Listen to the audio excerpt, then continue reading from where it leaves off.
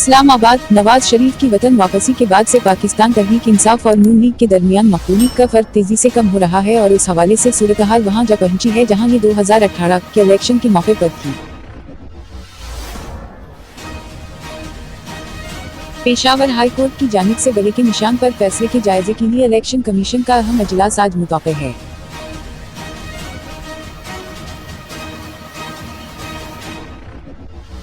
Supreme court के जज justice Saeed Mazahar Ali Akbar Naqvi को इस्तीफे के बाद मुकम्मल पेंशन मुराद मिलेगी और सुप्रीम जुडिशल काउंसिल में जारी उनके खिलाफ मुबीना करप्शन की कार्रवाई पर उनका एहतसाब नहीं होगा।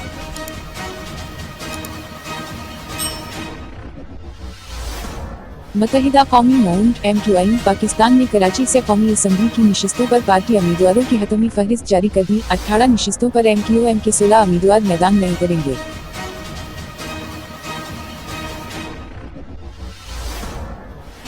कराची में पीपल्स पार्टी के मुखालिफ इत्तेहाद ने बैठक लगा ली जहां मुख्तलिफ पार्टियों के रहनुमाओं ने सीट एडजस्टमेंट के मामलात पर सर जोड़ लिए।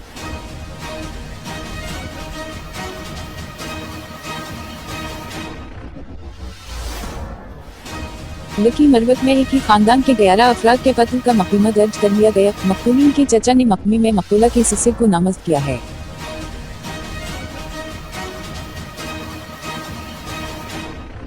पाकिस्तान मुस्लिम लीग नून के रहनुमा अता तारड़ ने कहा है कि पाकिस्तान तहरीक इंसाफ PTI के साथ अब भी लागला अज़्म जारी है।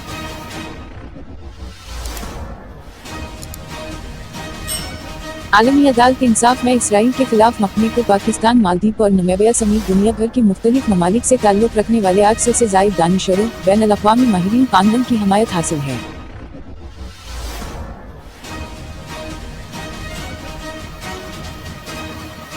लापता बलूच तलबा केस में इस्लामाबाद हाई कोर्ट के जस्टिस मोहसिन अख्तर कियानी ने रिमार्क्स दिए कि जिस दिन साइकिल अड्डी चलेगी एजेंसियों के लोगों पर मुकदमे चलेंगे।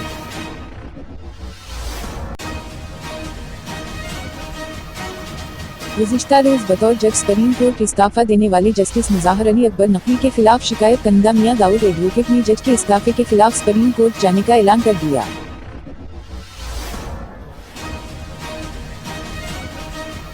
IMF के एग्जीक्यूटिव बोर्ड का इजलास आज शाम वाशिंगटन में होगा जिसमें पाकिस्तान को तकरीबन 71 करोड़ डॉलर्स की किस्त जारी करने या न करने का फैसला किया जाएगा।